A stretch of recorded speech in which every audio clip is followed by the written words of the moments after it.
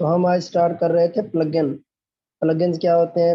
मैंने बताया कि वर्डप्रेस प्लेटफॉर्म ऐसा प्लेटफॉर्म है जो कि हमें कोडिंग की ज़रूरत इसमें नहीं पड़ती। हम प्लगइन इंस्टॉल करते हैं, डिज़ाइन थीम का डिज़ाइन हो गया, पोस्ट के एसईओ हो गई, जो भी चीज़ चेंजिंग करनी होती है जस्ट प्लगइन इंस्टॉल करते हैं और ये हमें हेल्प करता है। कोडिंग की ज़रूरत नहीं पड़ती। बाकी जितने भी प्लेटफॉर्म है उसमें कोडिंग की ज़रूरत पड़ती है, जो भी चीज़ चेंजिंग करनी हो या कोई चीज़ हमें रोकनी हो, स्पीड बढ़ानी हो, कस्टमाइज करनी हो, उसमें हमें कोडिंग की ज़रूरत पड़ती है। इस वजह से वर्डप्रेस बेस्ट होता है। जिस बंदे को कोडिंग ना भी आती हो, मैट्रिक पास भी बंदा हो, वो भी आराम से इसे यूज़ कर सकता है और अच्छे तरीके से इसे हैंडल कर सकता है।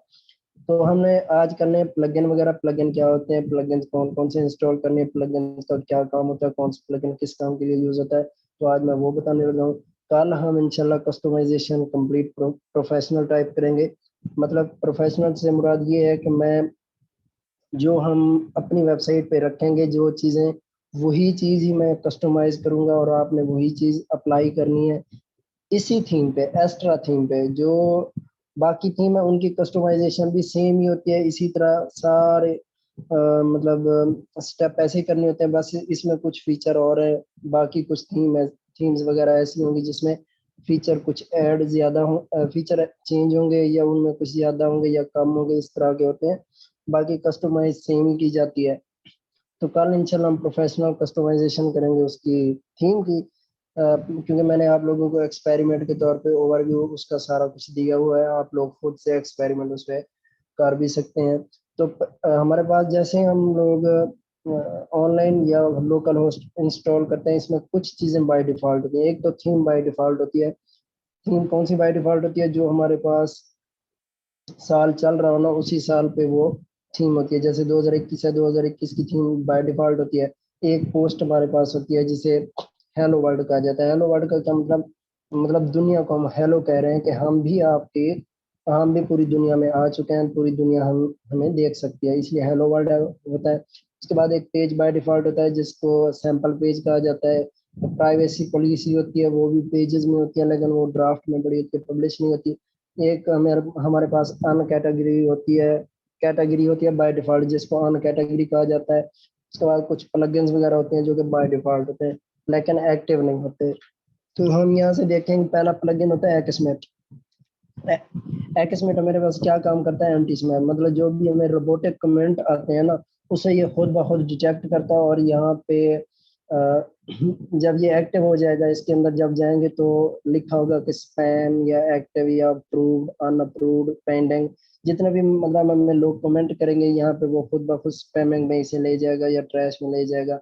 हमें इसको डिलीट करने की टेंशन नहीं होती। कोई भी कमेंट आए, हमें उसे डिलीट करने की टेंशन नहीं होती, ये खुद ब खुद ही हैंडल कर लेता होता है। अगर किसी का कमेंट हमें अच्छा लगता है, हमारी वेबसाइट से रिलेटेड हो, तो हम उसे अप्रूव भी कर देते हैं और वो कमेंट हमारी वेबसाइट पे शो होना स्टार्ट हो जाता है। वो इसीलिए करते हैं काफी लोग, बैकलिंक बनाने के लिए। बैकलिंक क्या होते हैं? जब हम ऑफ पेज एसईओ करेंगे उसमें बताऊंगा कि बैकलिंक क्या होते हैं और क्यों करते हैं लोग कमेंट। तो ये इसलिए हम एक्टिव करते हैं कि जो भी हमारे पास स्पैमिंग कमेंट है, ये खुद ब खुद उसे डिटेक्ट करे और उसे डिलीट कर दे, ताकि हमारी वेबसाइट पे बोझ ना पड़े, ज़्यादा कमेंट ना हो और गूगल की नज़र में ये फालतू वेबसाइट ना बने। इसलिए इसको भी आपने कर देना है एक्टिवेट। ये बाय डिफ़ॉल्ट होता है, तो मैं इसे एक्टिवेट करने लगा हूँ। अच्छा, ये प्लगइन पेड होता है, फ्री से कैसे यूज़ किया जाता है तो इसको फिलहाल रहने दे। मतलब लास्ट में बताता हूँ ये कि ये कैसे हमारे पास इंस्टॉल कर सकते हैं फ्री में। थोड़ा सा इसका प्रोसीजर है। फिलहाल दूसरे प्लगइन में हम आ जाते हैं। इंस्टॉल प्लगइन में दोबारा आता हूँ मैं। आने के बाद तो ये एक्टिवेट हो चुका है, लेकिन ये फुल एक्टिवेट नहीं है क्योंकि यहाँ पे इसको ना अकाउंट सेट करना पड़ता है। तो यहाँ पे देखें, पहले एक्टिवेट था, अब ये सेटिंग आ चुका है, मतलब ये एक्टिवेट हो चुका है। तो उसके बाद आ जाता है ऑल इन वन एसईओ। इसको आपने कर देना है डिलीट, ये हमारे काम का नहीं होता। तो इसको डिलीट करने के बाद थोड़ा सा आप नीचे आके देखें तो ये लिखा हुआ है all in one WP migration is the very important plugin, क्योंकि ये हमारी वेबसाइट का बैकअप बनाता है। बैकअप क्या होता है? जो भी हम चीज़, जब हम 5-6 आर्टिकल या जो समझ लें सारी डिजाइनिंग करने के बाद कुछ आर्टिकल पब्लिश करते हैं, तो हम उसका बैकअप बना लेते हैं। बैकअप क्यों बनाते हैं? इसलिए बनाते हैं कि खुदा ना खास्ता होस्टिंग में कोई एरर आए, एरर आने के बाद हमारी वेबसाइट ये बंद हो जाती है। बंद होने के बाद हम दोबारा इसे अटैच करें होस्टिंग के साथ, तो जब न्यू सिरे से अटैच करते हैं तो जो भी चीज़ इसके अंदर पड़ी होती है ये सारी के सारी न्यू हो जाती है। जो जैसे हमने बिल्कुल कुछ दिन पहले लोकल होस्ट क्रिएट की थी, उसके उसका जो हमने होम पेज देखा था बिल्कुल न्यू थी, हेलो वर्ल्ड की सिर्फ पोस्ट थी और कुछ भी नहीं था। तो जब हम होस्टिंग के साथ अटैच करते हैं जस्ट वही चीज़ आ जाती है, जो भी हमारा कंटेंट डिजाइन हर चीज़ होती है वो डिलीट हो जाती है। तो फिर हम उसे क्या काम करते हैं, बैकअप बना के रखते हैं। बैकअप हमारे पास पड़ा होता है, जैसे हमारी होस्टिंग से वो डिलीट हो या एरर आए या अगर डराने की कोशिश करूँ तो ये कभी कभी हैक भी हो जाती है। अगर हैक हो जाए तो हमें डाटा लॉस्ट होने की परेशानी का सामना नहीं करना पड़ता। क्यों? क्योंकि इस प्लगइन से हम बैकअप बना लेते होते हैं। बैकअप जो होता है वो सारी वेबसाइट का बैकअप होता है, जिसमें डिजाइन, जिसमें प्लगइन वगैरह, पोस्ट, पेजेस, हर चीज जो होती है ना वो बैकअप में आ जाती है। जब हम बैकअप दोबारा इंपोर्ट करते हैं तो जो चीज हमारी पहली वेबसाइट जैसे चल रही होती है वैसी की वैसी सेम आ जाती है, हमें फिर कोई चेंजिंग करने की जरूरत नहीं पड़ती। इसलिए बैकअप जस्ट हम इसके अंदर इंपोर्ट कर देते हैं जब न्यू सिरे से इसे अटैच करते हैं। खुदा ना खास्ता अगर ये एरर आ जाए या बंद हो जाए, इसलिए ये बैकअप बनाने के लिए काम आता है। बैकअप लाजमी बनाना होता है, इसलिए इसको भी आपने कर देना है इंस्टॉल। इंस्टॉल करने के बाद ये हो गया हमारे पास इंस्टॉल। जैसे मैंने इंस्टॉल किया, ये देखें लेफ्ट साइड में डैश, ये टूल्स के अंदर ये देखें आगे जितने भी ऑप्शन है इसके अंदर ये all in one W migration का ऑप्शन आ चुका है। इसका मतलब ये हमारा एक्टिवेट हो चुका है। उसके बाद AMP इसको कर देना डिलीट, ये हमारे काम का नहीं होता। तो ये डिलीट करने के बाद थोड़ा सा नीचे आके देखें तो हमारे पास ये है गूगल एनालिटिक फॉर वर्डप्रेस, इसको भी आपने कर देना है डिलीट, हमारे काम का नहीं है। उसके बाद अगर मैं हॉली डॉली पे हूँ तो ये भी हमारे पास फालतू प्लगइन है, इसको डिलीट करना है। उसके बाद जेट पैक, इसको भी कर देना है डिलीट, ये हमारे काम का नहीं होता। उसके बाद मतलब देखें ये काम के प्लगइन है लेकिन हमारे काम के नहीं है, क्योंकि जो भी प्लगइन है कोई ना कोई काम जरूर करता है। इसलिए फिलहाल हमारे हमारे किसी काम के नहीं, इसलिए हम इन्हें डिलीट करते जा रहे हैं। उसके बाद आ जाता है टैक्सो प्रेस, इसको भी आपने कर देना है डिलीट, हमारे काम का नहीं है। तो फिर आ जाता है WMail SMTP, इसको भी कर देना है डिलीट, हमारे काम का नहीं है। अब हमने प्लगइन रखने कौन कौन से हैं, तो उसके लिए आपको ये देखें यहाँ पे लिखा हुआ है ऐड न्यू प्लगइन। यहाँ पे ऐड न्यू प्लगइन पे क्लिक करें, आप लोगों की मर्जी, या ये लेफ्ट साइड पे देखें यहाँ पे कर्सर दिखाई दे रहा है, ऐड न्यू का ऑप्शन आ रहा है, इस पे क्लिक करें आप लोगों की मर्जी। तो मैं ऐड न्यू पे क्लिक करता हूँ। एक प्लगइन हमने करना है, एक प्लगइन आप लोगों ने करना है यहाँ पे जो हमारे पास है कॉन्टैक्ट फॉर्म 7। कॉन्टैक्ट फॉर्म 7 जैसे लिखेंगे ये खुद ब खुद सर्च होगा। सर्च होने के बाद इसे कर देना है इंस्टॉल। इंस्टॉल करने के बाद ये एक्टिवेट का ऑप्शन मांगेगा, एक्टिवेट करेंगे। अब कॉन्टैक्ट फॉर्म 7 क्या होता है, ये इसीलिए यूज किया जाता है प्लगइन। जब आप देखते होंगे आपको किसी भी जॉब की ऑफर आती है तो आपको एक फॉर्म प्रोवाइड किया जाता है, वो फॉर्म आप फिल अप करते हो। वही फॉर्म जो होता है ना वो इसकी मदद से बनाया जाता है, कॉन्टैक्ट फॉर्म 7 की मदद से। आपको कहा जाता है अपना नेम एंटर करें, अपना CNIC एंटर करें, एड्रेस वगैरह, अपनी जो डिग्रीज वगैरह वो एंटर करें, तो वो इसकी मदद से सारा फॉर्म बनाया जाता है। ये कैसे बनाएंगे वो जब हम इसका यूज करेंगे तब बताऊंगा कि कैसे बनाएंगे वो फॉर्म। तो इसको भी आपने कॉन्टैक्ट फॉर्म 7 को कर देना है इंस्टॉल। एक्टिवेट हो गया ये। एक्टिवेट होने के बाद एक और प्लगइन हमने ऐड करना है, यहाँ पे लिखना है WP table of content. WP table of content लिखें या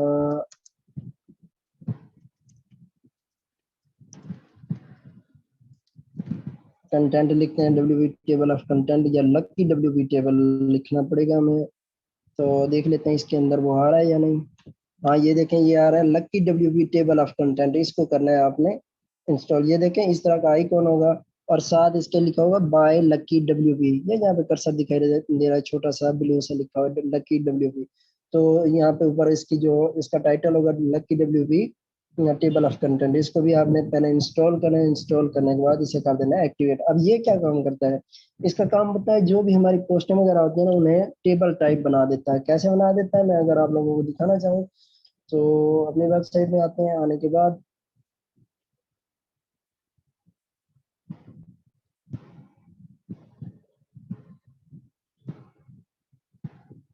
अच्छा ये देखें ये हमारे पास एक पोस्ट मैं इसे ओपन करने लगा हूँ। ओपन करने के बाद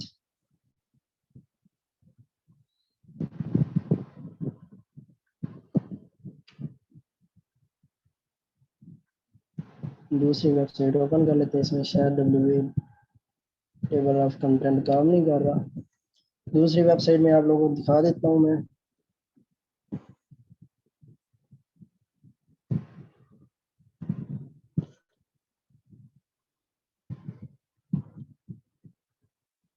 अच्छा ये देखें, अब हमारे इस पेज पे पड़ी एक ये हेडिंग पड़ी है, उसके बाद एक ये हेडिंग पड़ी है, उसके बाद एक ये हेडिंग पड़ी है, एक ये पड़ी है। अब जो भी यूजर आएगा वो ये तो नहीं देखता रहेगा कि ये मेरे काम की है, यानी वो सारा आर्टिकल तो नहीं पढ़ता रहेगा कि मुझे कौन सी हेडिंग चाहिए, कौन सी हेडिंग की जरूरत है। इसलिए हम क्या काम करते हैं, टेबल ऑफ कंटेंट बना लेते हैं। ये देखें, ये कंटेंट का ऑप्शन आ रहा है। इस ये जो हम टेबल ऑफ कंटेंट प्लगइन ये इंस्टॉल कर रहे हैं ना, इसी की मदद से ये चीज आ रही है। वो क्या काम करेगा, इस शो पे क्लिक करेगा, जैसे शो पे क्लिक करेगा जितनी भी हेडिंग्स वगैरह होंगी सारी की सारी यहाँ पे शो हो जाएंगी। उसे पता चल जाएगा कि इस आर्टिकल में क्या क्या चीज बढ़िया, क्या क्या हेडिंग बढ़िया। मिसाल के तौर पे अब जैसे इस पे मैं क्लिक करता हूँ इस हेडिंग पे, वो खुद ब खुद ऑटोमेटिक उस हेडिंग पे चला जाएगा और वो आराम से पढ़ सकेगा। ये यूजर को हम एक इजी वे देने के लिए ये चीज यूज कर रहे होते हैं, ताकि जो भी यूजर है परेशान होकर वापस ना जाए, हमारी वेबसाइट पे ही वो जो चीज उसे चाहिए आराम से मिलती रहे। इस पे वो क्लिक करेगा, आसानी के साथ उसी चीज पे पहुंच जाएगा। तो इसलिए हम लोग ये टेबल ऑफ कंटेंट यूज करते हैं, इसलिए इसको कर देना है एक्टिवेट। जस्ट इसको एक्टिवेट करना, ये अपना काम खुद ब खुद करना स्टार्ट कर देगा। तो ये एक्टिवेट हो चुका है। एक और प्लगइन हमने एक्टिवेट करना है। एक और प्लगइन आपने करना है header footer code manager, header HFCM। इतना लिखेंगे वो खुद ब खुद ही डिटेक्ट करके दे देगा आप लोगों को। हेडर फुटर कोड मैनेजर, ये देखें हेडर फुटर कोड मैनेजर, ये इसको इंस्टॉल करना है। इंस्टॉल करने के बाद कर देना है एक्टिवेट।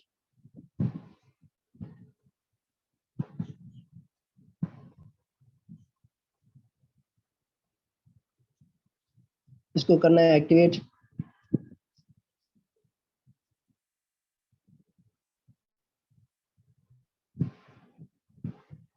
तो ये एक्टिवेट हो चुका है। एक और आपने करना है लाइट स्पीड कैशिंग। ये लिखेंगे वो खुद ब खुद ही सर्च करके आपको दे देगा। ये क्या काम करता है, आपकी जो वेबसाइट है ना उसको स्पीड अप करता है, मतलब उसकी स्पीड तेज करता है। जो भी बंदा गूगल में आके सर्च करे ना, जल्दी से वो ओपन करके दे देता है। जितनी वो इसकी मतलब अगर कोई इसकी न्यूज़ में लेके मेमोरी ज़्यादा है या लोड इस पे ज़्यादा, फिर भी ये अपना काम खुद करेगा। और ये WP स्पीड ऑफ लाइट ये कर दें। आप लोगों की मर्जी है, अगर अपनी वेबसाइट में आप लोगों को दिखाना चाहूँ तो इसी तरह का प्लगइन एक और भी है।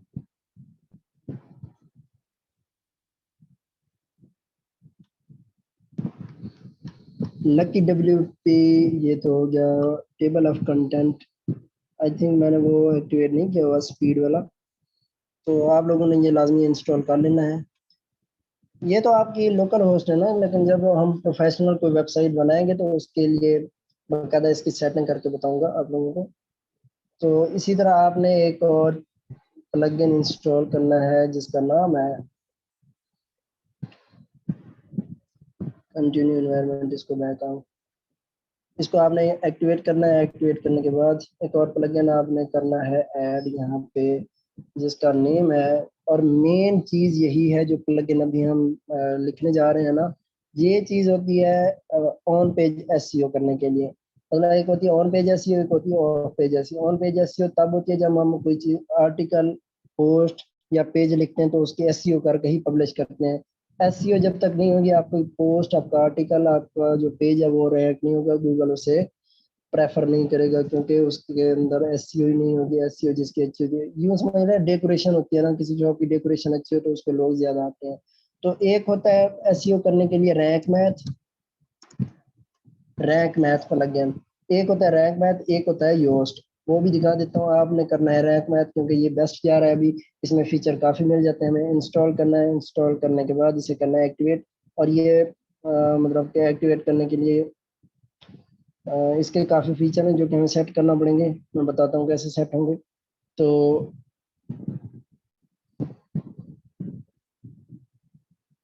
ये देखें लिखा हुआ है SEO, best SEO plugin for WordPress to increase your SEO traffic. Traffic ले मतलब एसईओ जिसकी अच्छी होगी, ट्रैफिक भी ज्यादा होगी। ट्रैफिक किसे कहते हैं? जो हमारे वेबसाइट पे यूजर आ रहे होते हैं, लोग सर्च करके आ रहे होते हैं, उसे कहते हैं ट्रैफिक। हैवी प्लगइन है थोड़ा। तो अच्छा, इसके अलावा इसको एक्टिवेट करते हैं उससे पहले आप लोगों को ये दिखा दूं। चलो इसको एक्टिवेट मैं कर ही देता हूँ। चलो हमारे पास ऐड तो हो गया, वो बाद में एक्टिवेट कर लेते हैं। योस्ट प्लगइन होता है, बल्कि ये आ गया खुद ब खुद ही आ गया हमारे पास। योस्ट, अगर मैं बगैर सर्च किए देखता हूँ टॉप पे पड़ा है। ये देखें, ये योस्ट एसईओ, ये भी वही काम करता है जो कि हमने रैंक मेथड भी इंस्टॉल किया है। तो ये करने आप लोगों की मर्जी, लेकिन ये थोड़ा डिफिकल्ट है। और डिफिकल्ट से मुराद ये है कि इसमें फीचर बहुत कम मिलते होते हैं, लेकिन जो रैंक मैथ है इसमें फीचर हमें काफी मिलते होते हैं। आपने इतने प्लगइन इंस्टॉल कर लेने, आप लोगों को बता भी दिया कौन से प्लगइन किस लिए यूज होता है। तो हम आ जाते हैं, ये देखें हेडर फुटर कोड मैनेजर जो एक्टिवेट किया है। ये हेडर फुटर कोड मैनेजर इसलिए होता है, हम जब लाइव वेबसाइट बनाते हैं ना, तो वेब मास्टर टूल और एनालिटिक, एनालिटिक वो होता है जो हमें वेबसाइट की सारा ओवरव्यू देता है कि वेबसाइट पे कितनी ट्रैफिक आ रही है, कितने लोग आ रहे हैं। अगर आप लोगों को मैं अपना एनालिटिक दिखाना चाहूँ तो ये एनालिटिक है, और वेब मास्टर टूल दिखाना चाहूँ तो ये वेब मास्टर टूल है। तो चलो इसे ऑन होने दे, बाकी ये चीज़ें देख लेते हैं हम लोग। तो उसके बाद हम करते हैं इसको, कुछ प्लगइन है हमारे पास, एक्टिवेट करते हैं उनको। इंस्टॉल्ड प्लगइन, ये देखें, ये होता है वेब मास्टर टूल। इसमें ये हमें पता चलता है कितने क्लिक्स, कितने इंप्रेशन। इंप्रेशन आप लोगों को बताया था फाइवर में कि जो भी बंदा हमारी जो चीज हमारी पढ़ी हो उसके ऊपर से एक बार गुजर जाए, उसे कहते हैं इंप्रेशन। मतलब हमारी पोस्ट ये वेबसाइट से जो भी एक बार गुजर जाए, तो ये होता है हमारे पास वेब मास्टर टूल। ये देखें, ये ट्रैफिक जो आ रही है ना, ये हमें बता रहा है हर दिन की ट्रैफिक, ये बताता जा रहा है कि कितनी ट्रैफिक कब आ रही है। तो इसके ये परफॉर्मेंस है, ये ओवरव्यू है, ये सारा कुछ है। ये जब लाइव वेबसाइट बनाएंगे तब बताऊंगा सारा। ये लोकल होस्ट में ये काम नहीं आता, क्योंकि ये लाइव पे ही काम किया जा सकता है इस पे। तो ये देखें, ये होता है एनालिटिक। इसका मतलब ये देखें, 13 यूजर आ जाए हैं, तो यहाँ पे जितना यूजर अगर कोई आके बैठा होगा तो यहाँ पे एक लिखा हुआ आ जाएगा। कैसे आएगा? अगर मैं यहाँ पे अपनी वेबसाइट ओपन कर लेता हूँ, यहाँ पे ओपन करूंगा, यहाँ पे देखिए खुद ब खुद एक लिखा हुआ आ जाएगा थोड़ी देर तक।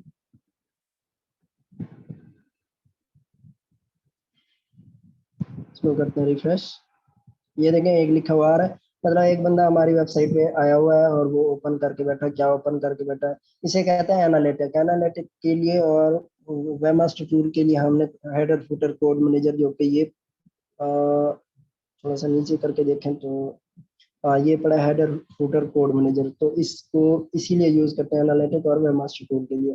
तो खैर हमारी जो एक काम रहता है, ये देखें रैंक मैथ एक्टिवेट करना है आपने। रैंक मैथ हमारे लिए इम्पोर्टेंट प्लगइन है, तो इसे हम एक्टिवेट करते हैं। अच्छा, तो कहते हैं कनेक्ट योर अकाउंट, आपने अपनी ईमेल आईडी लगानी है यहाँ पे। अच्छा, ये जो प्लगइन है ये हमारे पास पेड भी है, फ्री भी है, लेकिन हम लोग फ्री वाला यूज करते हैं। अगर आपने करना है कनेक्ट इसे गूगल के साथ, मतलब गूगल में जो भी आईडी लगी है डायरेक्ट उसके साथ कनेक्ट करना है, आप लोगों की मर्जी। या यूज ईमेल एंड पासवर्ड, अपनी ईमेल आईडी अपना पासवर्ड खुद से यूज करना चाहते हैं, आप लोगों की मर्जी। ये देखें रजिस्टर नाउ लिखा हुआ है, इस पे अगर क्लिक करेंगे तो आप लोगों को सारा वो प्रोसीजर देना पड़ेगा। ईमेल आईडी पासवर्ड वगैरह वो देने के बाद आपको आगे प्रोसेस कंटिन्यू करना पड़ेगा। मैं गूगल के साथ कनेक्ट करता हूँ। You must accept our term, तो यहाँ पे ये एक्सेप्ट करना है। चेक करके, चेक करने के बाद मैं करता हूँ गूगल पे कनेक्ट। कलेक्ट करने के बाद यहाँ से मेरी जितनी भी ईमेल आईडी है सारी यहाँ पे लगी हुई हैं, उनमें से जो भी मैं उनके साथ कनेक्ट करना चाहूँ मेरी मर्जी, तो मैं इसको कलेक्ट सिलेक्ट करता हूँ। सिलेक्ट करने के बाद साइन आउट, नो थैंक्स, जो हमारे पास साइन इन हुई पड़ी है उस पर क्लिक करते हैं। इस पर क्लिक किया, ये हमारे पास साइन इन हुई पड़ी है, तो डायरेक्ट ये कनेक्ट हो जाएगा उसके साथ।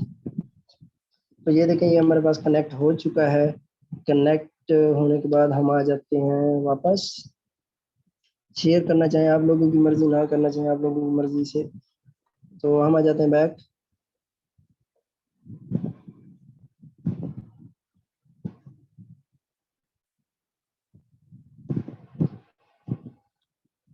इसे करते हैं फ्रेश,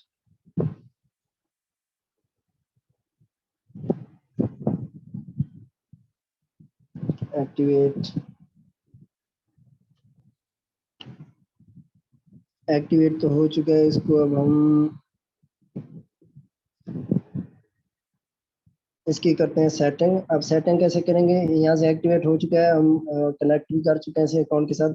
ये देखें लेफ्ट साइड पे रैंक मैथ का ऑप्शन आ रहा है, इस पे हम लोगों ने करना है क्लिक। आई थिंक अभी तक कनेक्ट नहीं हुआ, एरर आ रहा होगा, तो ओके एक्टिवेट नाउ पे क्लिक करते हैं। हाँ ये देखें ये एक्टिवेट हो चुका है हमारे पास। एक्टिवेट होने के बाद आपने एडवांस में ही रखना है इसे, और इसे करना है स्टार्ट वाइजार्ड। स्टार्ट वाइजार्ड पे क्लिक करने के बाद यहाँ पे देखना है कि पर्सनल ब्लॉग है।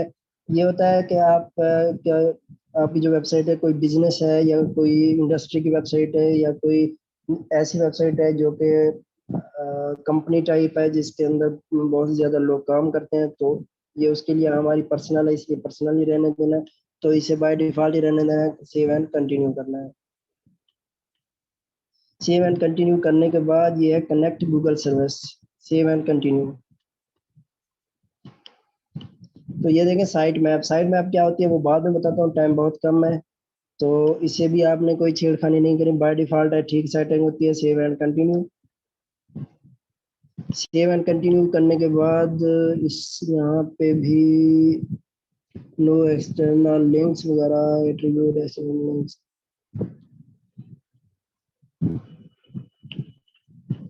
तो इसको भी आपने सेव एंड कंटिन्यू पे क्लिक करना है। यहाँ पे ये देखें ये हमारे पास यहाँ तक एक्टिवेट हो चुका है, यहाँ तक प्रोसीजर हो चुका है। हमने जाना है एडवांस ऑप्शन में, सेटअप एडवांस ऑप्शन। तो यहाँ पे देखें रोल मैनेजर, इसको आपने डेफिनेटली ऑन करना है। तो डेफिनेटली ऑन करने के बाद बाकी कोई चेंजिंग करने की ज़रूरत नहीं है, तो save and continue. 404 monitor on करना है। ये क्यों ऑन करना है, मतलब जो भी बंदा आ रहा है हमारा गलत लिंक दे के सर्च कर रहा है हमारी वेबसाइट का, कोई रॉन्ग लिंक उसने डाल दिया है, तो उसके बाद 404 का जो एरर है वो ना आए, डायरेक्ट हमारे होम पेज पे आ जाए वो।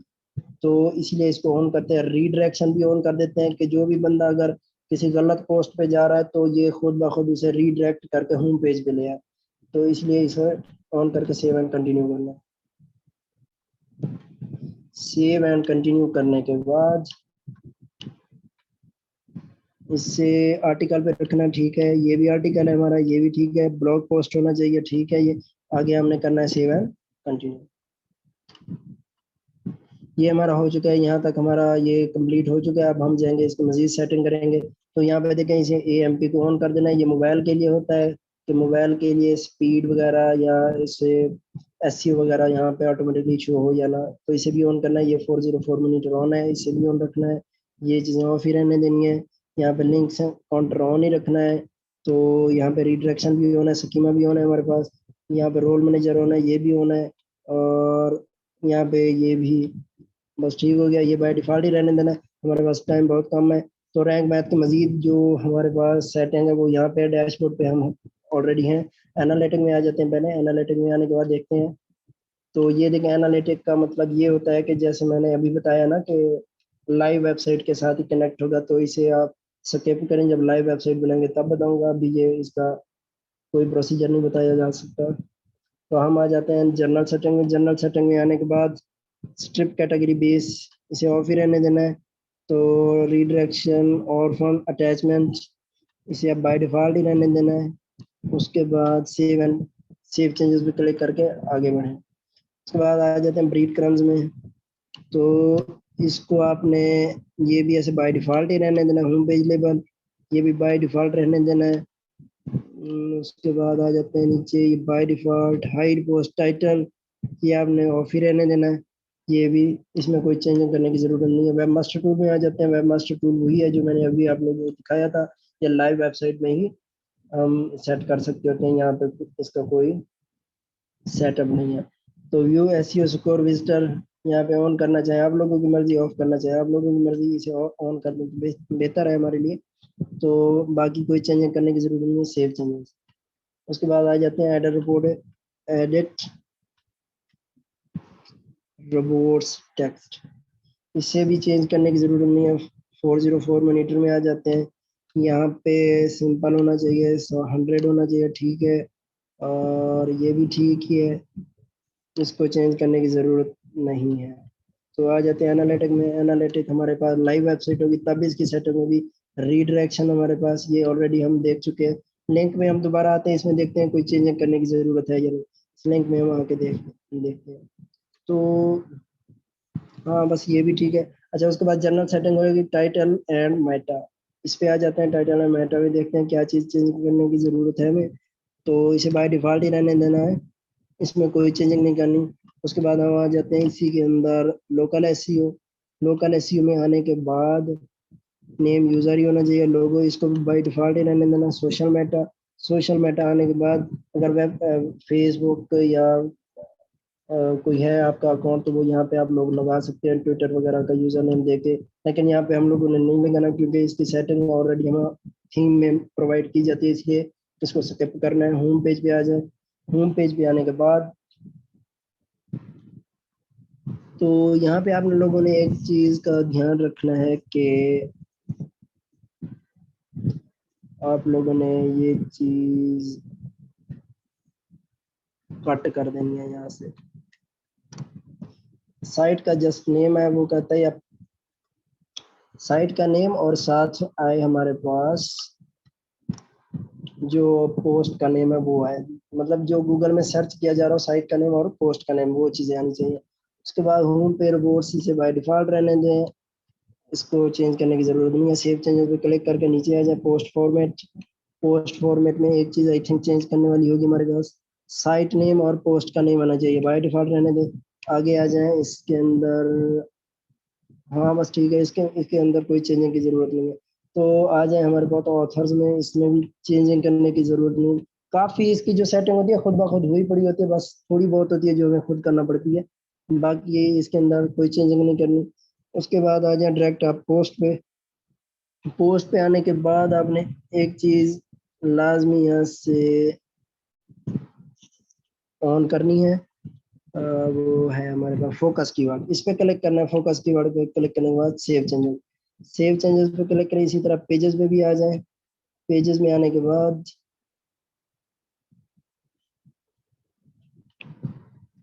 इसको भी आर्टिकल,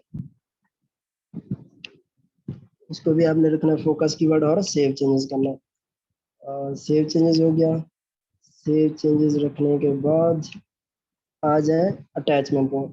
इसे चेंज करने की ज़रूरत नहीं है। कैटेगरी देखते हैं, कैटेगरी में क्या चीज़ है, तो इसको भी चेंज करने की ज़रूरत नहीं है। और हम आ जाते हैं अगली सेटिंग में। ये देखें site map setting. Site map क्या होती है उसका भी आप लोगों ने एक प्लगइन इंस्टॉल करना है लाजमी। पोस्ट के अंदर आते हैं पहले।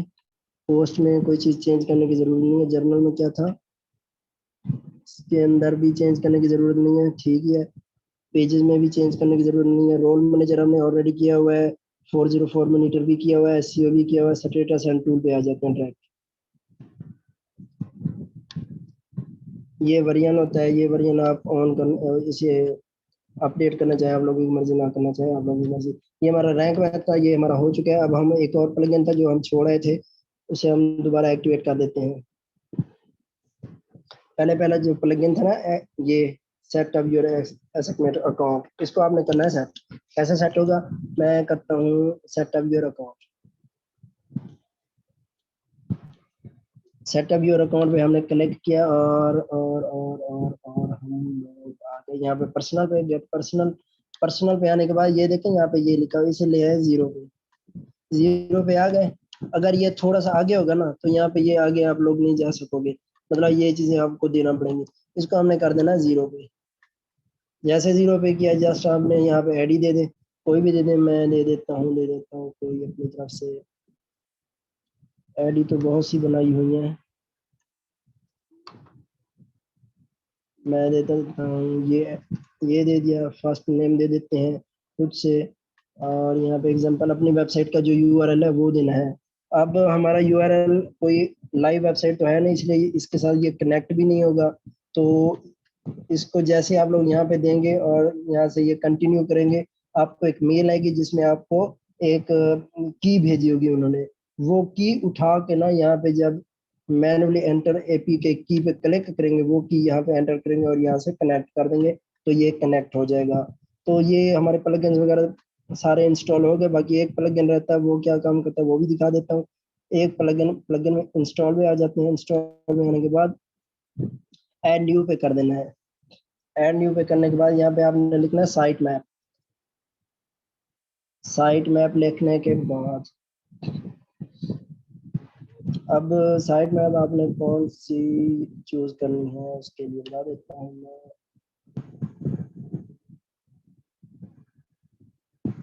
साइट मैप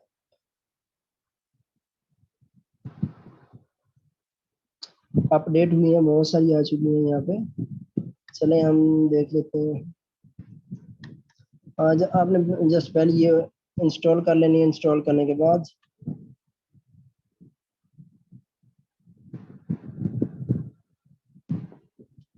इंस्टॉल करने के बाद एक्टिवेट करना है। अच्छा ये काम क्या करती है, इसे एक्टिवेट करना है। काम क्या करती है वो, साइट मैप करती है काम। अगर मैं अपनी वेबसाइट दिखाना चाहूँ,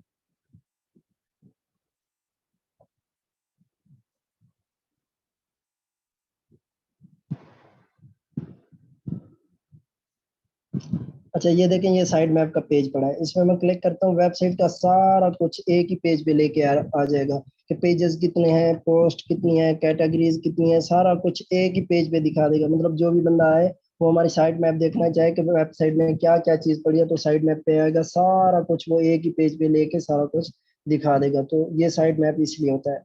तो जी यहाँ तक किसी का कोई क्वेश्चन है जल्दी से पूछे, 1 मिनट से कम टाइम रह गया। आज का लेक्चर कंप्लीट होता है यहीं तक। जी है किसी का कोई क्वेश्चन जल्दी से पूछे।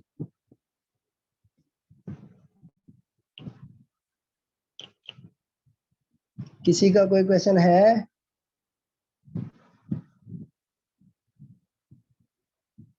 चलें ठीक है, कल आप लोगों ने प्लगइन वगैरह इंस्टॉल करने, कल इंशाल्लाह हम कस्टमाइजेशन दोबारा करेंगे जो कि प्रोफेशनल होगी, मैं करूंगा, आप लोग जस्ट देखेंगे उसे। प्लगइन ये जो हमें इंस्टॉल करने, जस्ट इतने ही इंस्टॉल करने, ये हमारे काम के होते हैं, बाकी कोई काम का नहीं होता। तो